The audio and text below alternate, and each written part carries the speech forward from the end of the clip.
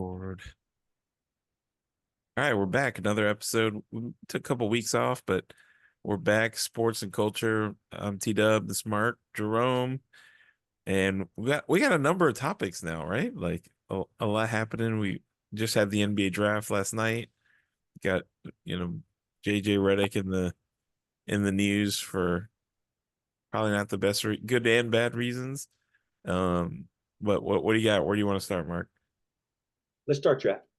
All right, let's do it. Start draft. And not that I'm really curious or really excited about covering the draft, but the trend is this a trend where so many players, non-US players, are being drafted in the first round? First of all, the draft was, I guess, historical last night in that they're separating the draft over 2 days. Yeah, Right, the first draft is live, and the second draft is the second round. Sorry, the first round is live at Barclays Arena, and the second round is on TV, from what I understand. And the number of non-US drafted players was 9 in the first round last night. A third, right? It's practically, I mean, basically a third of the players. right. And then you look at the previous years, there's more, but you still see a bunch of guys being drafted from other countries. And I could care less where guys are drafted from. I really do. I want to see the best players Yeah, if I watch NBA, but I also like to see team basketball, and I have a feeling a little bit more team basketball right, right. in other countries. Thoughts about your thoughts about the draft having so many non-US Yeah, players? I noticed it. I mean, there was a few years where this happened. It kind of comes in waves, but my my initial reaction was this is the first that was the first time in as long as I can remember where I did not watch any of the draft like live. Usually I'm watching it like I'm doing something else and I'm for sure watching the draft. Just for the comedy of like, the whole thing. But I didn't watch any of it. I mean, I was hoping Ryan Dunn, our guy from Virginia, got drafted. He did. I went back and kind of watched that part, but the rest of it, I didn't watch it. I think it's because of I didn't know a lot of the players, and I know it's a weak draft this year and all that, but like not having um a lot of knowledge of the players that are going to be drafted makes it hard to watch, right? Because I'm like the first pick, I've never seen him play um for a minute. So it's kind of interesting. And then Reed Shepard, like that was the first U.S. player. He was barely on the radar last year as a prospect. So yeah, it's maybe it's just bad timing where the the normal NCAA prospects were down as a down year, and then maybe it's a little more of an uptick in international play, which made for just a not good viewing. I don't know. I don't know what it is. I'm hopefully it's an anomaly. Or it could be, hey, this NIL thing is really working and a lot of players are staying, or um, I don't know. I don't know what the thought is there. What, I think I recognize 8 out of the first 30 names. yeah, Just quickly scanning through, I didn't watch any of it. yeah, I don't watch it, but or maybe I watch a couple of minutes, or but I have friends texting, and I'm like, okay, but I don't recognize. I really recognize any names and guys who you might think are like borderline NBA players got drafted early, yeah, right? And so a lot of experts are calling it a weak draft, whatever that means. I don't. Maybe it is, maybe it isn't. So it's going to be. I'm really curious if it is. How many of these players are going to be around after 2 years, or how many of the players are going to have impacts, or how many of the players are going to spend most of their time in the G League? right, And after 2 years, given the team option, are they going to say to them, "We're not going to renew your contract for next year"? I wonder how many players it's going to happen with right. if this is a so-called weak draft. Um, I mean, the numbers aren't good in general with that, right? Like you look back on drafts in the past and even 3 years ago, a lot of those first rounders aren't around. They didn't make it. So um, I find it pretty interesting. We'll see. Like I'm guessing if this is a down draft and if everyone's right and you're gonna tuck a few of these guys away in EuroLeague and in the G League, then we may not see them ever. well, a lot of the people.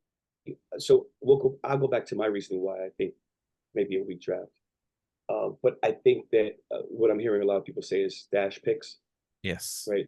Picking these guys, and I even heard Bill Simmons talk about the Celtics should take Ronnie James and hold him captive Yeah. if there's hatred and such a rivalry between the Celtics and Lakers, right? But I think that a lot of these guys, because they're so young, right, 18, 19, 20 years old, and a lot of people are saying they're not developed, then how could they be so good? How could they be good enough to get drafted? And maybe that's why the draft isn't as strong, because you have so few players who are 3 and 4 year players, right? And how many guys can be that good as first, second, third year players? Right. Last year wasn't supposed to be a great draft either, right? So is this really the trend? And maybe that's why 9 players from Europe or wherever were taken Right. in the draft, right? Versus more American players, North American players, or U.S. players.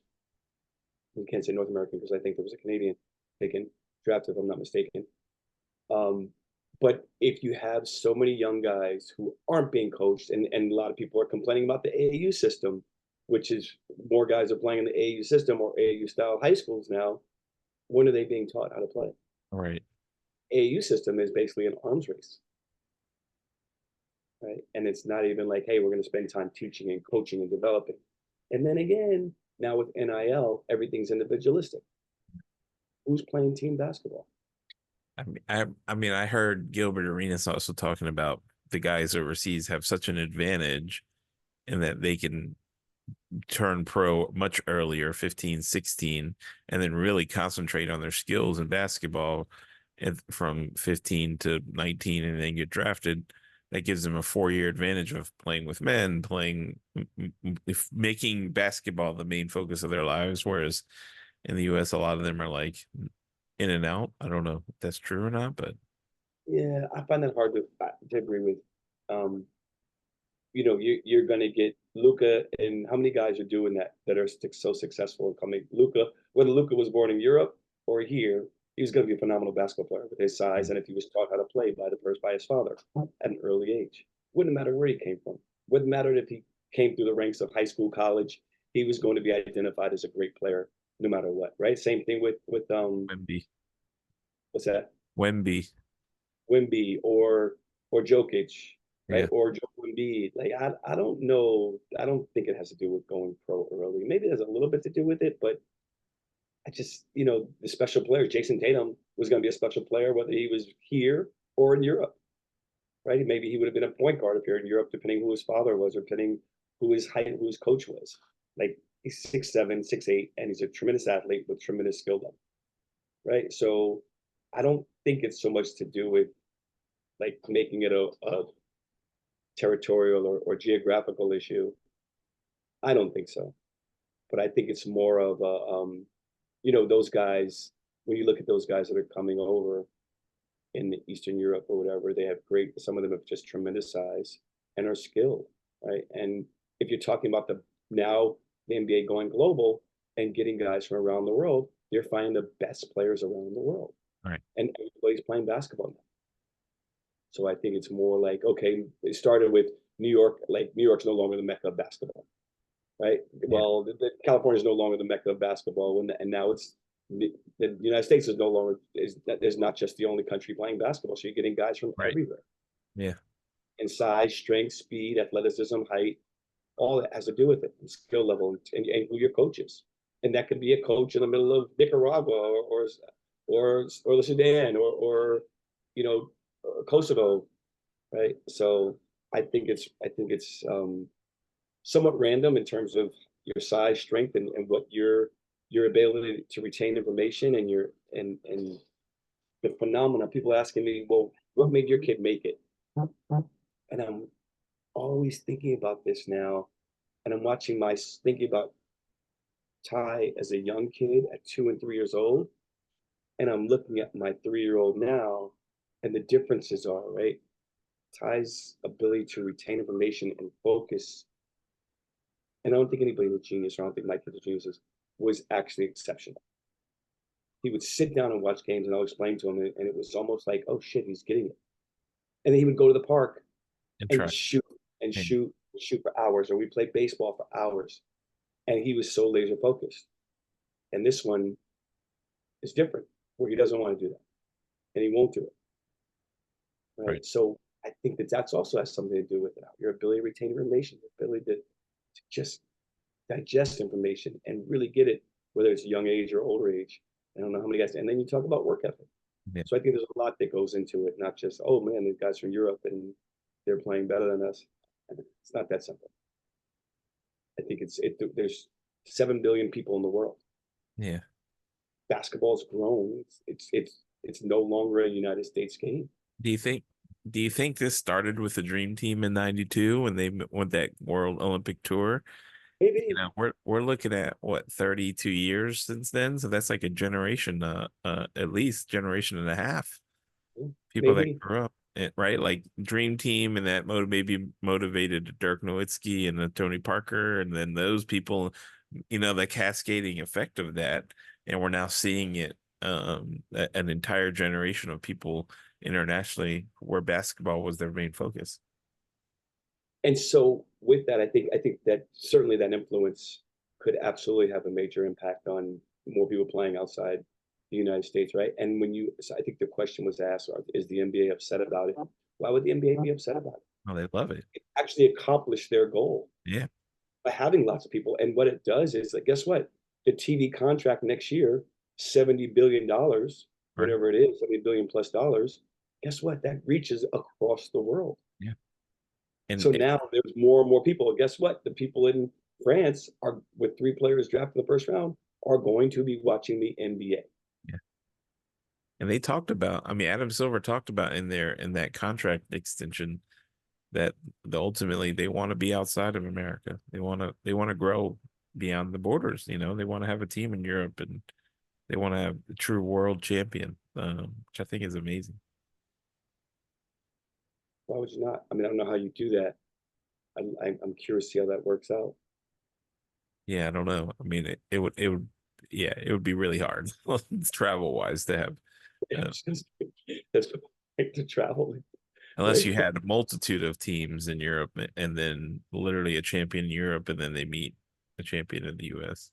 Yeah, I mean, that means somebody's got to pick up and move their family to Europe, right? A whole team A of the draft. Yeah, players, right? yeah. I'm not sure how that happens, but it's quite the commute if you're going to be traveling from Europe playing. Unless they buy the Euro League and then it's NBA Europe and it's a whole other league that competes. Right. I don't know. I'm not. No, no, definitely. So but the draft tonight, I guess the conclusion or the extension of the second round today, starting at 4 o'clock Eastern time. Yep. We'll see some names. A lot of people, some and if this is considered a weak draft and you didn't get drafted in the first round, Filipowski from Duke, Bronny James, Yep. some other names that didn't get drafted. Like, what does that mean? And do you have a legit shot? Are you coming in with a stigma? Are you coming in like where you've been evaluated as not being one of the really being a guy we're considering? Or, and there's always a couple of second round draft picks that are surprises that end up doing Yeah. great. Um, but this is a unique draft, certainly I because think it's great for the players that got drafted last night, especially I feel like the first round guys like a Ryan Dunn, who in any other year maybe doesn't squeak into the first round, now goes in, gets a guaranteed contract, and gets to really see what he can do. That's an incredible opportunity. And if they said something like, "Oh, they're it's a weaker draft," and that means people are moved up maybe 10 slots. So you got to figure the guys that went from 10 to 30, they've got an opportunity of a lifetime here in the next 2, 3 years, to see what they can do. If not, like maybe they wouldn't have got this opportunity any other year, just like yep, yep. happenstance. So like it's exciting. I think it's cool. I hope to see them turn it into something. And you made at least a couple of $1 million, right? Yeah, So more than a couple. Yeah, that's guaranteed at least 2 years. yeah, 2 years. Can't No one can take that away. Yeah. Whether you spend time in the G League, NBA, whatever it is, Yeah, if and you then get cut, you still get it. hopefully the team sends you a contract extension. Yeah, pick up your option for your 3 and 4, and you're pretty much set. Good luck to all those guys. Yeah, it's great. Yeah. Um, we're talk about JJ Redick staying on basketball, Yeah, let's do it. named the NBA, the Lakers head coach without any experience. Well, he coached third grade girls league, I think. He runs his own program in Brooklyn. Right. So, how do you compare? How do you rate the third grade girls program in Brooklyn to the NBA? But he had a podcast with LeBron James. I'm not criticizing the guy because he sounds like I really like him on the air. Yeah, same. I did not like him as a player because of my obviously Virginia bias. He almost came to Virginia to play, and then he went to Duke and then became, maybe the most hated college player. And for me, I just never liked him because of that. Like he had that attitude that was just like not, I'm just not a fan of that. Um and then when he got into media afterwards, I agree. He was likable. He seemed good. Like I kind of got over the hatred and liked him. I listened to a lot of his podcasts. He was informative. I like the podcast he did with LeBron. Kind of went really into the weeds with X's and O's, and I liked that. I thought it was really cool. And now he's kind of, now he's the head coach. It's kind of like the Steve Kerr model of like going into broadcasting, showcasing, watching, talking to coaches and players and understanding the game. Now coming in, I don't know. I don't know what his chances are of being great. I hope he's okay. Be interesting, but yeah, that's Yeah, I mean, I don't know what it means to coach a LeBron team. yeah, I've only heard stories about coaching LeBron and right, what LeBron subs himself in and out of games. That's rumors. I don't know that to be I can't verify that. LeBron running teams, basically, he's the decision maker. So, do you take a job like that, understanding that you're not really in charge? yeah, yeah. It's Right? tough, Or are you? If you, I don't know, are you in charge? Is the question. First question, and if you're not, who's really running things? right? So, but I mean, like, dude, why not try it? Why I not mean, try it? that You is a know, it, dream job, right? That is the I pinnacle don't of know. Yeah, but maybe you see it as a partnership. Like they have a partnership on their podcast. Maybe it's an right. extension of their podcast partnership, right? Yeah, could be An entity, a secret entity, where maybe JJ can say, "Hey, these are the deal. These are the conditions under which I'm taking the job." right. But you know, there are other guys. People are saying, "Well, what makes him qualified versus other people who may be more qualified? Why is he offered the job instead of?" And I know one guy's name who was thrown around was Sam Cassell, who's been a 15-year, I think 15-year assistant coach. Why did he get the opportunity? Why did JJ get the opportunity? Is it race? Is it whatever it might be? And while is it because he went to Duke? I didn't like JJ as a player because he went to Duke, and I don't. It was hard for me to root for anybody that went to Duke, but I respected how good he was. Yeah, Right? And anybody that can shoot that great, I can. I have to give. I give the ultimate respect to. yeah. How do you shoot that freaking well? How do Yeah. you do that? Incredible. Yeah, I mean, hearing him talk about it, I don't know how real it is, but like he had a sort of maniacal process of shooting and warming up and practicing and um, diet and nutrition, and he just seemed very um, serious about. And I appreciate that. I think that's really cool. That's one of the things I thought was so great about Kobe, and that I think he said once. I don't want to live with any regret about what I could have done with this game. So I'm going to pour everything into it. Like I'm going to do my best, like try everything in my power to utilize every ounce of talent I have. I think that's incredible. That's so hard to do. The willpower it takes. So I definitely respect that. I talk to parents and kids all the time about what it takes, Right. what it takes to what internally Yeah. work ethic, and then there's most of the time no one's you're still not going to make it, Yeah. right? Maybe you play some college basketball on some level Right. if you've got the height, if you've got the luck, if you've got the health, Right. right? You get injured, nothing bad happens to you. You stay focused, you stay committed. How hard you have to work, and everybody says they want to work hard. Right. Everybody's, oh yeah, I'm gonna do it. Nobody does it. No, it's Nobody does really it, hard.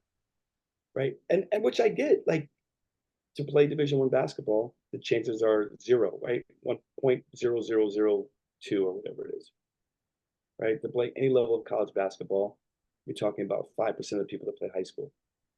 So if you have 100 kids that play AAU basketball, five of them are going to be playing in junior college, Division 3, Division 2, whatever it might be.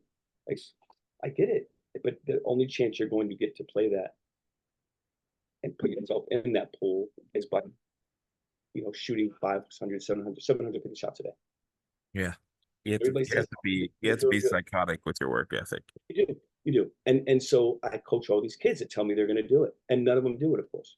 Right. One or two of them do it, and those are the two or three. And those are the three kids who are the most successful, clearly.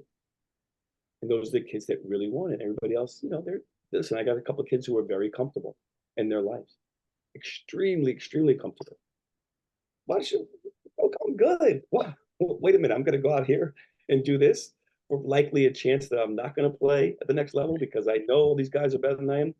Because maybe I didn't work hard that hard, or because I don't think they can conceptualize or articulate or understand why they didn't do it from the time they were 5, 6, 7, 8, 9, 10, 11, 12, whatever. But if you're not self motivated now, eh, okay.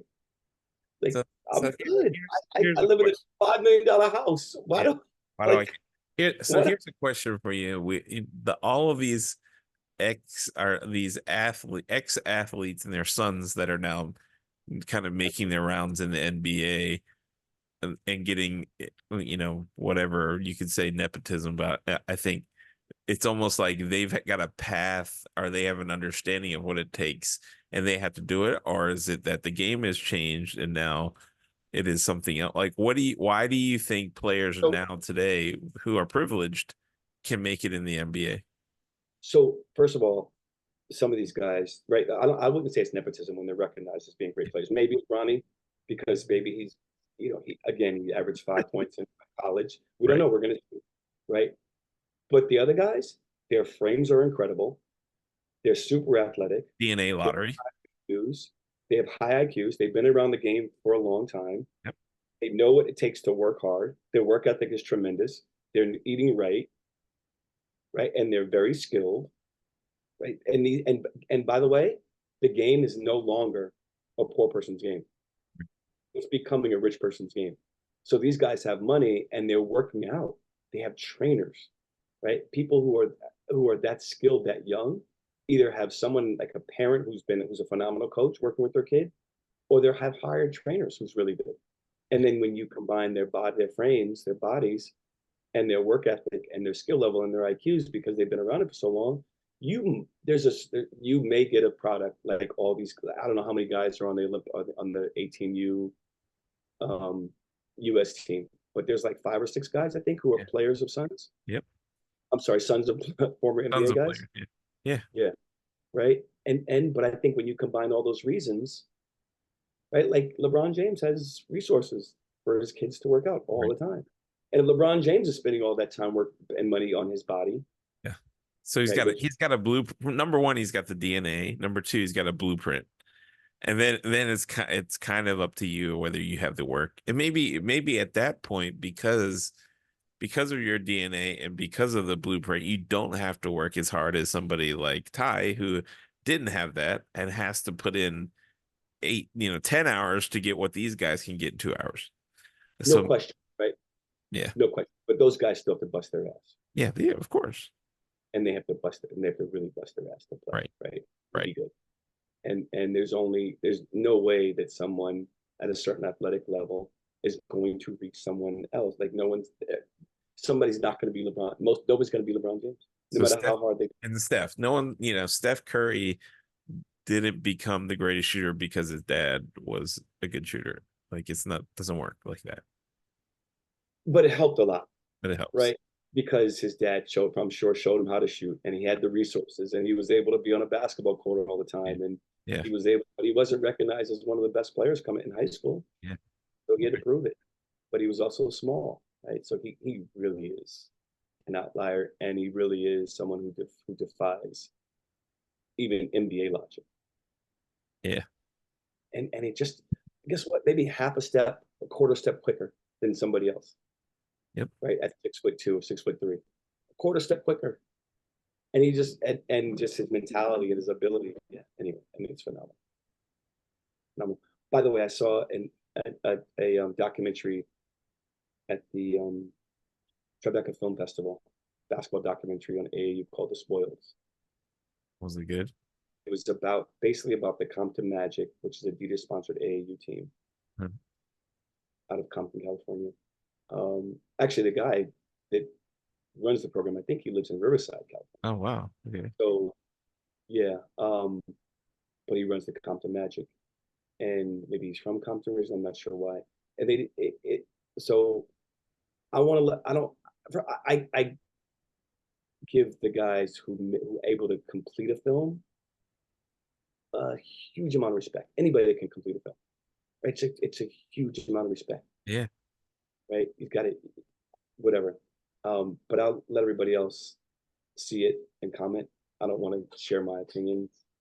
I have my opinions, of course, strong opinions about it. And being in this world in many years, coaching, running programs, executive director of programs, playing, strong opinions about the film. But I would love for you, it's I think it was streaming free, I think, Oh, for a is it? while. Still is, yeah. Check it out. Let's Okay. discuss it next week All right. after you check. All right. I'll check it out. Yeah, yeah. I talked to the directors after, and I didn't share my full feelings, but I had one major question for them, and it was you basically reference one program throughout the whole. It's based on one program. Do you think that the audience believes this is reflective of all AAU teams? Because the Compton Magic is one of 120 sponsor teams that's going to get one or two NBA players in the league every couple of years, right? Right. Or every 3, 4, 5, 6, 7 years, right? And they have a couple. They have Evan Mobley and his brother to play, and one or two other guys, I think. There are hundreds of thousands of AAU teams. If you're blind to the AAU environment based on this film, are you misled thinking that this is reflective of the AAU community, right? And people who don't know basketball don't understand numbers. You're not thinking, oh, wait a minute. You think anybody can play, anybody can be good, which is Right. not true, right? It's Right. just that's not how athletics work. Right. So, but see it, please watch it, and let me know. Let's discuss it next week. All right. And then on the JJ Redick front, we failed to mention Yes, yes, yes, yes. someone who was at, I guess, worked for the Duke basketball operations back in the day, said that, yeah, accused JJ Redick of calling her the N word. That was the only time in her life someone had said that. What were your thoughts on that? So when I was in California a month ago, and I was at my godbrother's wedding, best man wedding, and my god sister told me that she didn't like JJ Redick because he used the N word, and I was like, I never heard that before. What? And so now, because I always liked him because I thought he was really nice to my kid, right? And I liked him as a player too, not while I was at two. And I was like, shoot, that wasn't exactly my word. I didn't say shoot. I was like, no, damn it. Not that I'm surprised, Right. right? But I was having this conversation with my good buddy Lance yesterday, the day before, and we were talking about it. And Lance lived in Roanoke, where JJ's from, for a while. Yep. He's like, of course, right? He's from New York, but he lived down there for a little bit. And I read something today that she was saying that people evolve, and he did say it. JJ denied it, to be clear. Um, and people change. It's upsetting. It's upsetting. It's disturbing. Yeah. But I'm not surprised if it did happen, Yeah. right? I want to believe this woman. I don't think so. She's just going to make this up. And it wasn't. She said this a long time ago, way before he was. This came out like a year ago, I think. Right. So it was way before that he was. It's not like, oh, I'm throwing this out there now that he's become the Lakers head coach. Although she did say she she I guess referenced it again, saying that I've only been called the N word one time in my life, and it was by the new Lakers head coach. Yeah. So I guess I am really curious to hear like Stephen A. Smith and those guys who their take on it. But I think as a journalist, you have to say, did it happen? Did it not happen? How do I confirm this? He's denying it. She says it's true. So I think there's a couple, looking at it a couple of different ways. Being a person of color, Right. it's people use that word unfortunately, and people who may have evolved, who may evolve, or I don't know. It's upsetting to hear that he did that. Um, if he did, what should happen? I don't know the answer to that. Yeah, I mean it is. I mean, if it happened, whatever, 15 years, was it 15 or 20, whatever. Yeah, In our 20 years comment ago. is, yeah, things change, people evolve. Um, it seemed like that was her way of saying, you know, not making light of it, but like the understanding, empathy part of it, like, hey, it happens, I get it. People change, doesn't it's not a reflection of who he is today. Right. You kind of have to go that route, right? Like um until proven otherwise, we don't have any, we don't know whether what happened in the context, all of it. I think to banish him for life for saying it one time is kind of harsh. Um, but having an understanding of it, I mean, things happen, people evolve, they understand, they educate themselves. Um, and that's that, right? Like I would hope most people would have that level of understanding. And like you said, it's going to be really hard to prove it unless you have tape or something like that. So I think everyone's going to have to come to the point where, whether he said it or not, you have to assume that he's not that person today. He's not saying it today. Yeah, right. And so it hurts as someone of color um, to hear that somebody said that, no matter who it is, and I always hear it. But you hear people say it all the time. What I think everybody's kind of like waiting for is maybe LeBron's take on it, right? When's he going to comment on it? Right. Is he going to comment on it, right? Oh, and maybe he's just going to ignore it, Yeah, it's going to be hard for him to say anything, I feel like, now that he's the coach. right? Right. As a podcast co-host, maybe you say something, but now probably just Say it keep it. again. As a podcast co-host, if that's all they were, maybe then he would say something. But as a now player coach, I think you just don't say anything. Yeah, and partnership, right? Like we were saying earlier, it's got they're basically partners. Like It'd if be I'm awfully James, hard to come out and say something. hey man, if you're upset with something, come to me. Like be don't yell at me on the court like you yelled at Darvin Ham right at the Right. end of the season last year. Freaking embarrassing. I wonder if that's going to get swept under, or if there's going to be any more talk about I it. think it has to get swept under because, like you said, it's too hard to prove. He said, she said. Yeah. Is someone going to say, "Well, what if he did say it, LeBron? What's your answer? What would be your answer?" Yeah, And then he's also, like, do you just completely ignore what a black woman said? right. Right? Who's like, why would she make that shit up? Right.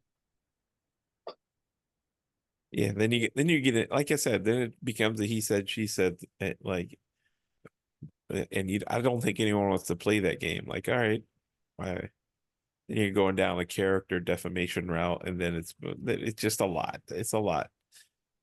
I think if we all just assume he's not saying it today and he doesn't think like that, whether or not he said it is, you know, yeah, You know,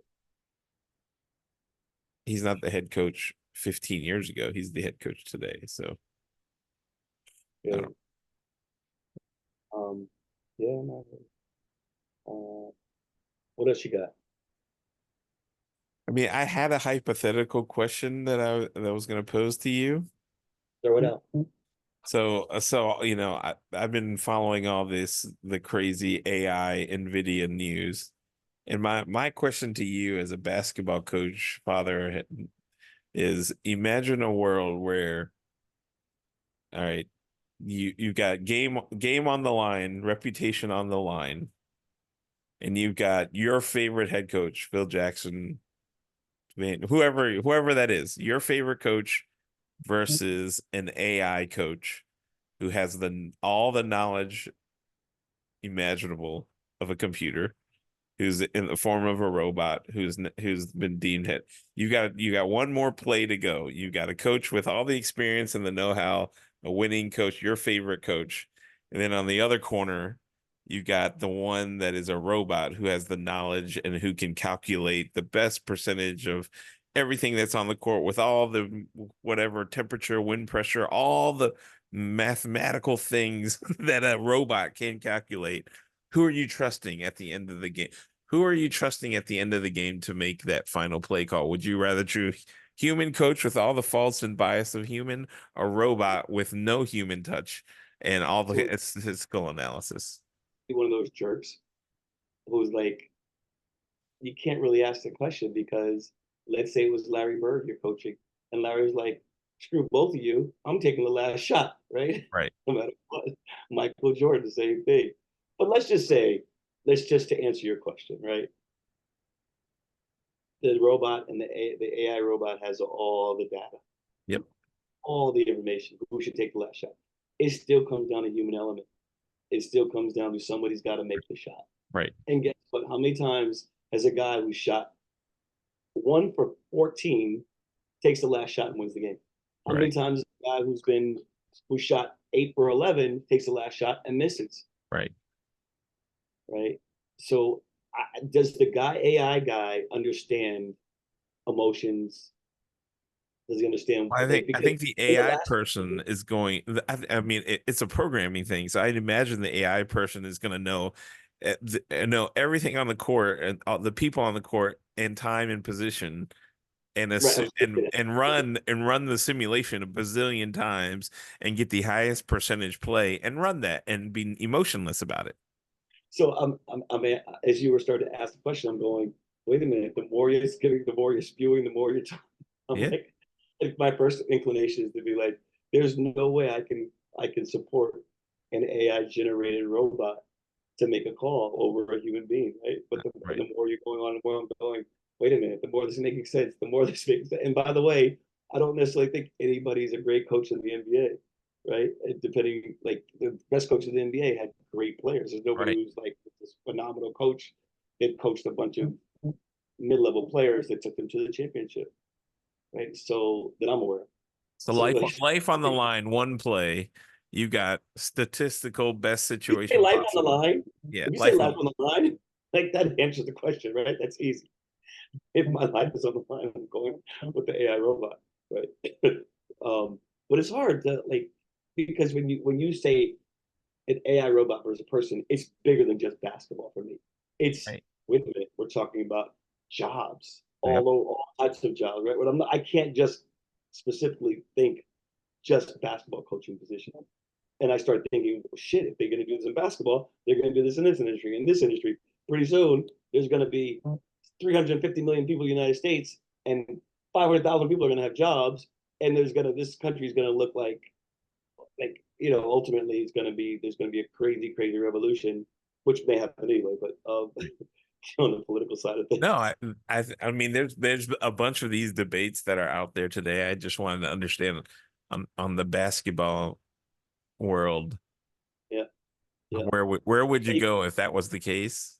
which way are you going? I'm I'm pretty torn, but I think, like you said, life on the line, and assuming AI is in a place where it's like very very, I would probably do the AI bot for one Well, your play. best chances. Yeah, You want your best chance to live, right? Life on the line. life on the line.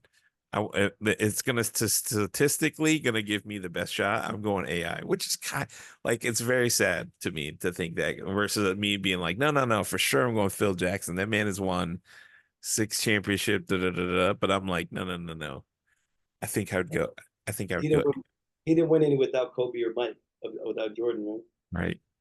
Right. I mean, let's just assume both teams are exactly the same, and you run that simulation. Like I'm probably gonna. And sadly, I'm going to AI. As much as I'm a basketball purist and love the game and feel there's a human element to it, in terms of that piece running a play, I'm probably going to robot because he's gonna know everything in terms of he's gonna be not emotionally biased. He's gonna simulate it a bunch of times and be like, all right, the best statistical odds for us to do is this, this, and this. I'm taking that. I'm taking that. Now you could spend $1 billion buying a team, and you don't have to pay your coach $10 million. Oh, Right? well, let's just say their AI bot costs the same as and then take cost out of the equation. If it costs the same, you're going to end up paying somebody that money to build the bot and do all the things and support it and get the data and da, da, da, like it's if you say cost is equal, it's still you know. Yeah. Well, we can get But into like that. It's a whole that, other topic. but expand that just for the thing we love, basketball. But like you said, when your mind goes into that and you're thinking, all right, now you think surgery, literally life on the line, heart surgery. Are you going doctor who God knows if how many he's done and slept well and all of those things and how he's mood and all those things versus emotionless robot who's going to do the odds and has all the technique and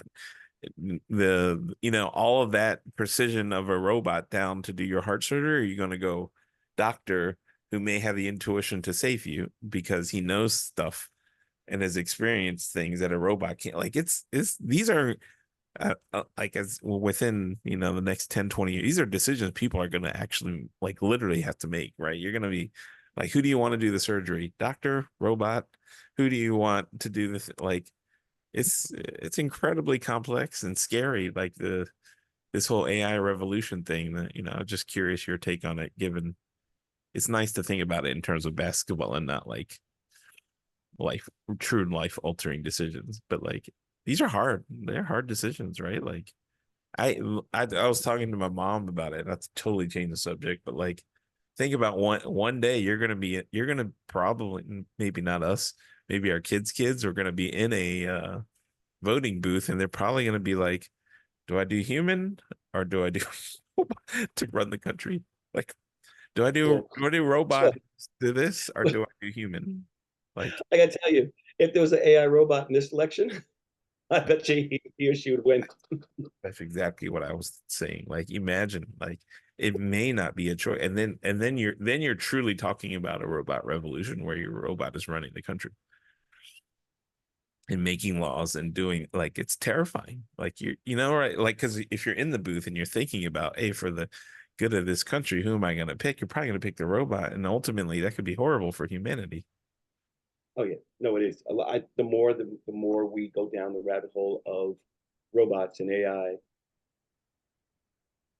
it, the more invested in there. I think the level of I think humanity just drops and drops, right? On so many layers, so Or many. I mean the flip side of that also is like glass half full is they could really enhance our lives and make things better, and take and the corruption and all the things that we're concerned about with the human element, if you take those out, there's just as well of a chance that it could be great for us. So I don't know, I try to keep that in my in my head, like, hey, this could be good for us too. I think there's going to be so much corruption with the AI, Well, there's already so much corruption, and so there's going to be more. It's going to be worse, and it's going to be staggering. It's going to be really disturbing, and it's going to yeah, be like out of control. I don't know how it can be controlled. I don't either. It's Yeah, terrifying. scary. Yeah, yeah. It really is. It is really terrifying to think about. But we got to. I'd like to stay optimistic about it and hope things turn out much better than you know. There's a reason so many people were concerned about AI. Remember that little run where people really wanted to like stop and halt its development and all of these things, and now we're getting to a point where it might be Pandora's box, right? It's getting really, really scary. And it's like under the covers, right? Because these little micro decisions, like you said in your head, like, hey, if I'm gonna pick the AI to make my last play for coaching, this has cascading effects. Like, and I feel like a lot of those decisions have been made, and things are moving down this path where we may not be able. Anyway, it's pretty existential stuff, but thought I'd ask. It's a great question. So it really is. They can be debated. We got to get a couple of guys on here and have that debate. Yeah, no, it's a fun one to think about. Yeah, I mean, because it like goes so life on the deep. line, game on the line, championship on the line, however you want to say it. you It know, goes so much deeper though for me than just that it one does. question, It right? And then does. it goes into, like you said, it Yes. opens Pandora's box. Like, wait a minute, what does this mean? Yeah. This means much more than, And I go, but yeah. All right, I gotta get on Yep. Peloton and get to All right, it. man. Appreciate it. Good talk. Were you, We'll talk soon. Yep. were you gonna say some one more thing? No, that's it. We're good. We'll talk soon. Peace out. All right, Tito, I'm gonna holler at you.